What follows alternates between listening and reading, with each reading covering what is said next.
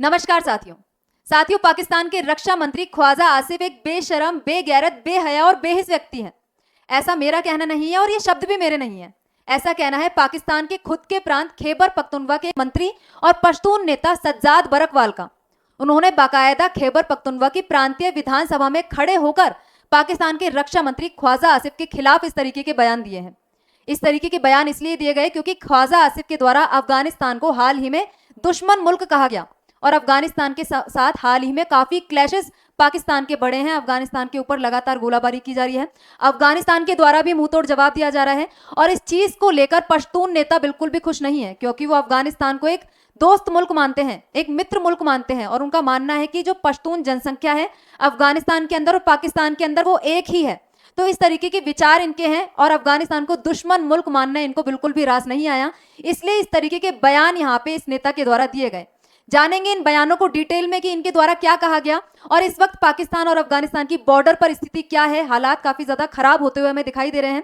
सारी चीजें आज के सेशन में हम लोग डिस्कस करने वाले हैं, तो चलिए सेशन की शुरुआत करते हैं। मेरा नाम है चारू गुप्ता और मैं स्वागत करती हूँ आप सभी का चारू एजुकेट्स पर।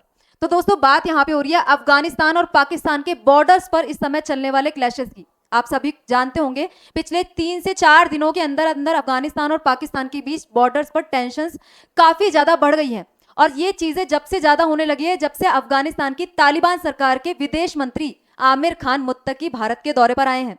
8 दिन की लगभग भारत यात्रा पर वो हैं और उस चीज से पाकिस्तान बिल्कुल भी खुश नहीं है।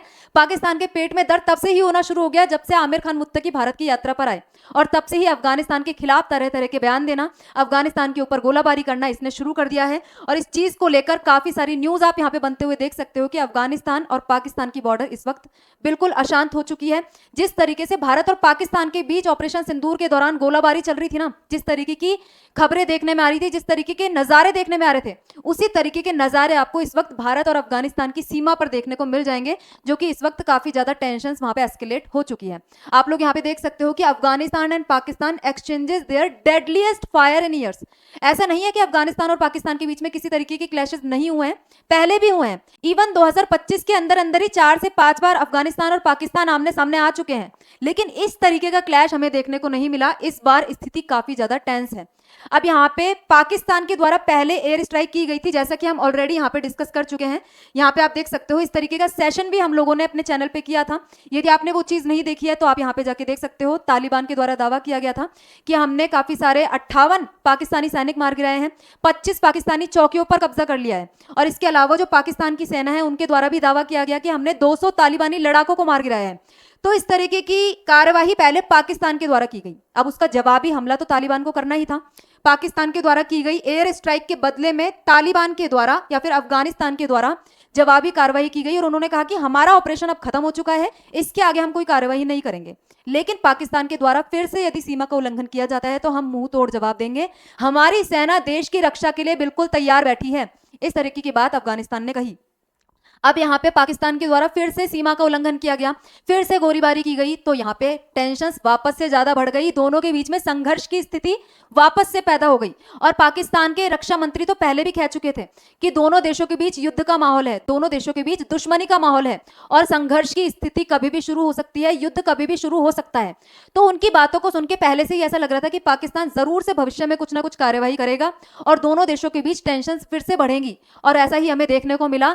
कल रात को और आज सुबह दोनों ही टाइम पे काफी गोलाबारी सीमा के ऊपर देखने को मिली। स्पिन बोल्डक और चमन क्षेत्रों में बुधवार तड़के अफगानिस्तान तालिबान बलों और पाकिस्तानी सेना के बीच भीषण गोलाबारी हुई। आप यदि पाकिस्तान और अफगानिस्तान की बॉर्डर देखोगे, जिसे डूरन लाइन भी बोला जाता है, आगे जाके हम डिस्कस करेंगे, उसके ये वाले इलाके जो आपको दिखाई दे रहे हैं, ये वाला इलाका खुर्रम है, खोश्त है, इस वाले इधर वाले इलाकों में आपको दिखाई देगा कि काफी गोलाबारी देखने को मिल रही है और काफी इस वाले इलाके में भी जो बलूचिस्तान से सटता है अफगानिस्तान और पाकिस्तान का, उस इलाके में भी गोलाबारी देखने को मिल रही है। और ये जो इलाके हैं स्पिन बोल्डक और चमन, ये यहीं पे सिचुएटेड है, बॉर्डर पर सिचुएटेड है। झड़प करीब सुबह 4 बजे से शुरू हुई और दोनों ओर से तोपों और मशीन गनों का इस्तेमाल किया गया। काफी बड़े हथियारों का इस्तेमाल अभी के लिए इसमें नहीं किया जा रहा, लेकिन दोनों ही देश अपनी अपनी तरफ से तोप और मशीन गनों का इस्तेमाल यहाँ पे कर रहे हैं, गोलों की बारिश एक दूसरे पर कर रहे हैं। पाकिस्तानी गोलाबारी से कई सारे घरों को नुकसान हुआ और बॉर्डर वाला जो एरिया है ना काफी दहशत में है, वहां से लोग भाग भाग के दूर वाले इलाकों में जा रहे हैं, बॉर्डर से पीछे वाले इलाकों में शिफ्ट होते जा रहे हैं, क्योंकि इस एरिया में लगातार गोलाबारी अभी जारी है। लेकिन फिलहाल के लिए आधिकारिक रूप से किसी मौत की पुष्टि यहाँ पर नहीं की गई है कि किसी तरीके का जान माल का नुकसान यहाँ पे नहीं हुआ है, हालांकि इंफ्रास्ट्रक्चर को थोड़ा नुकसान यहाँ पे जरूर पहुंचा है। मंगलवार शाम को अफगान बलों ने खोस्त प्रांत में जवाबी कार्रवाई किया। पाकिस्तान यदि इस तरीके की कार्रवाई करेगा तो अफगानिस्तान और तालिबान बिल्कुल भी चुप नहीं बैठेगा, क्योंकि ये पहले ही बोल चुका है कि हमारी सेना अपने देश की रक्षा के लिए पूरी तरीके से तैयार है। अब आखिर पाकिस्तान और अफगानिस्तान के बीच दिक्कतें क्या हैं, क्यों इस तरीके की फाइट यहाँ पे देखने को मिल रही है, क्यों इस तरीके के क्लैशेस यहाँ पे देखने को मिल रहे हैं? एक तो चीज है सबसे पहली सीमा विवाद। दोनों देशों के बीच में जो बाउंड्री ड्रॉ की गई है, यहाँ पे आपको दिखाई दे रही है डूरंड लाइन इसे बोला जाता है। दोनों देशों के बीच में जो बाउंड्री ड्रॉ की गई है डूरंड लाइन, इसे तालिबान नहीं मानता। तालिबान का मानना है कि इसमें जो पश्तून पॉपुलेशन है उसको आर्बिट्रेली दो पार्ट्स में डिवाइड कर दिया गया है। कुछ पश्तून पॉपुलेशन इधर रह गई है, कुछ पश्तूनों की जनसंख्या यहां रह गई, कुछ पश्तून पाकिस्तान के अंदर रह गए। तो इस तरीके से मनमाने तरीके से इस बाउंड्री को ड्रॉ किया गया है। ब्रिटिशर्स के टाइम पे ड्रॉ की गई थी। लगभग 2500 किलोमीटर लंबी ये सीमा है और इस लाइन को 1893 में ब्रिटिश भारत और अफगानिस्तान के बीच मिलकर एक समझौते के माध्यम से ड्रॉ किया गया था और इस लाइन के द्वारा पश्तून पॉपुलेशन को, पश्तून जनसंख्या को दो पार्ट्स में डिवाइड कर दिया गया है। इसलिए तालिबान का मानना है कि पश्तून जनसंख्या एक साथ रहनी चाहिए। इस तरीके से आप मनमाने तरीके से एक तरीके के लोगों को, एक एथनिसिटी के लोगों को दो पार्ट्स में डिवाइड नहीं कर सकते। ब्रिटिशर्स के टाइम पे ऐसी चीज हुई, पर हम उस तरीके के समझौते को आज के समय क्यों मान रहे हैं, ऐसा तालिबान का मानना है। इसलिए डूरंड लाइन को वो नहीं मानता, जबकि पाकिस्तान का कहना है कि ब्रिटिशर्स के टाइम पे यही बाउंड्री ड्रॉ हुई थी तो हमें इसी को मानना होगा। आप देख सकते हो ये रही डूरंड लाइन और ये है पश्तून पॉपुलेशन जो आपको येलो कलर से दिखाई दे रही है। पश्तून पॉपुलेशन अफगानिस्तान और पाकिस्तान के बीच इस तरीके से बटी हुई है। अब ये है डूरंड लाइन जो दोनों के बीच में इंटरनेशनल बाउंड्री बनाती है, लेकिन पश्तून पॉपुलेशन आधी बेचारी यहां रह गई और आधी यहां रह गई। और इवन पाकिस्तान के द्वारा रीसेंट टाइम में शरणार्थियों की समस्या से निपटने के लिए काफी ज्यादा फेंसिंग बॉर्डर के ऊपर की गई है, जिससे यहां से आना जाना बंद हो सके।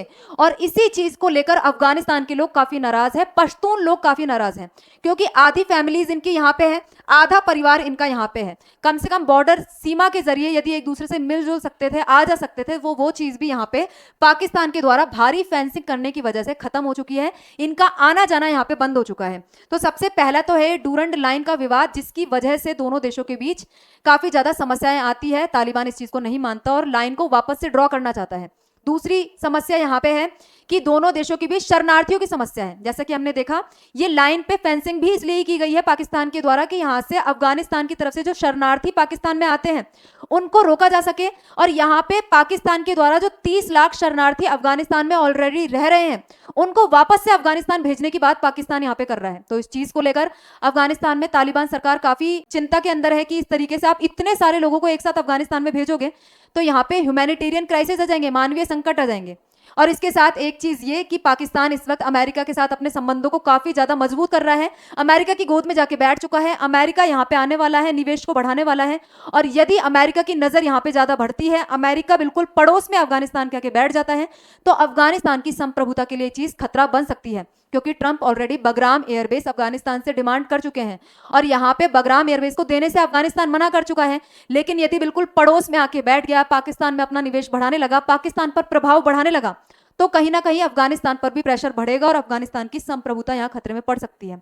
तो अफगानिस्तान इन सभी चीजों को लेकर पाकिस्तान से खफा है और पाकिस्तान के संबंध लगातार तालिबान से खराब हो रहे हैं। इसलिए आप देखोगे कि बॉर्डर पर क्लैशेस दिखाई दे रहे हैं। एक रीजन ये भी है कि तालिबान की सरकार अब भारत से दोस्ती बढ़ा रही है, तो वो भी चीज पाकिस्तान को यहाँ पे पसंद नहीं आएगी, बिल्कुल भी पसंद नहीं आएगी। बल्कि पाकिस्तान कभी नहीं चाहता कि तालिबान और भारत सरकार के संबंध यहाँ पर मजबूत हो। इसलिए आप देखोगे कि सीमा बंदी और मानवीय संकट के चलते पाकिस्तान ने अपनी सीमा पूरी तरीके से ब्लॉक कर दी है, डूरंड लाइन पे फेंसिंग कर दी है, जिससे कि अफगानिस्तान से किसी भी तरीके के आवागमन यहाँ पे पाकिस्तान के अंदर ना हो सके। सैकड़ों और लाखों लोग यहाँ पे घर छोड़ने के लिए बेबस हो गए हैं, लाचार हो गए हैं।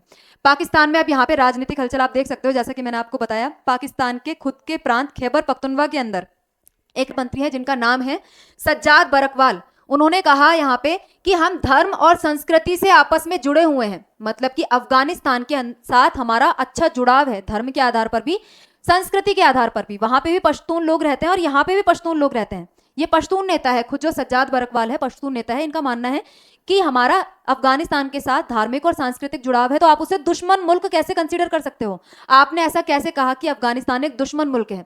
जबकि ख्वाजा आसिफ जो है पाकिस्तान के रक्षा मंत्री, उनके द्वारा हाल ही में इस तरीके का बयान दिया गया था, जिसको लेकर ये चिढ़ गए और इनके द्वारा इस तरीके की बात इस तरह से प्रांतीय विधानसभा में खड़े होकर कही गई। इन्होंने बोला कि ख्वाजा आसिफ जैसा बेगैरत, बेशरम, बेहया और बेहिस व्यक्ति हमने जिंदगी में अब तक नहीं देखा है। तो ऐसी बातें उन्होंने खुद ख्वाजा आसिफ के खिलाफ खड़े होकर प्रांतीय विधानसभा में कही। ये काफी बड़ी बात है। मतलब वहां के लोग तो पाकिस्तान की सरकार या सेना के खिलाफ रुष्ट हैं ही, उनसे असंतुष्ट हैं ही, लेकिन यहाँ पे जो नेता हैं वो भी पाकिस्तान की सरकार के खिलाफ यहाँ पे हो चुके हैं अफगानिस्तान के साथ इस तरीके की क्लैशेस शुरू करने की वजह से। और भारत के साथ तो पाकिस्तान के यहाँ पे क्लैशेस चलते ही रहते हैं, उस चीज को लेकर भी पाकिस्तान की जनता खफा रहती है कि आप आए दिन इधर उधर युद्ध में लगे रहते हो, जबकि पाकिस्तान की इकोनॉमी यहाँ पे गड्ढे में जा चुकी है, डेड हो चुकी है। डोनाल्ड ट्रंप जो भारत की इकोनॉमी को डेड कहते हैं, असल में डेड इकोनॉमी पाकिस्तान की इस वक्त हो गई है।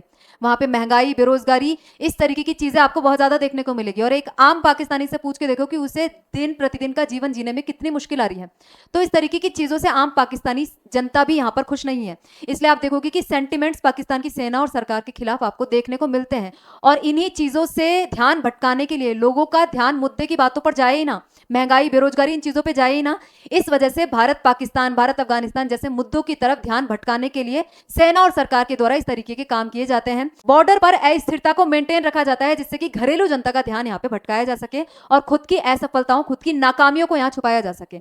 अब अंतरराष्ट्रीय प्रतिक्रिया की बात कर लो, कतर है, सऊदी अरेबिया है, ईरान है, सारे ही देश कह रहे हैं कि भाई संयम रखो, इस तरीके से बॉर्डर पर डिस्प्यूट को बढ़ाने से कुछ आपको मिलने वाला नहीं है। और जैसा कि हम डिस्कस कर चुके हैं, जो सऊदी अरेबिया है वो तो एक टाइम पे बोल रहा था कि पाकिस्तान के ऊपर यदि कोई भी हमला होगा तो हमारे ऊपर हमला होगा, इस तरीके का पैक्ट पाकिस्तान के साथ साइन किया गया था।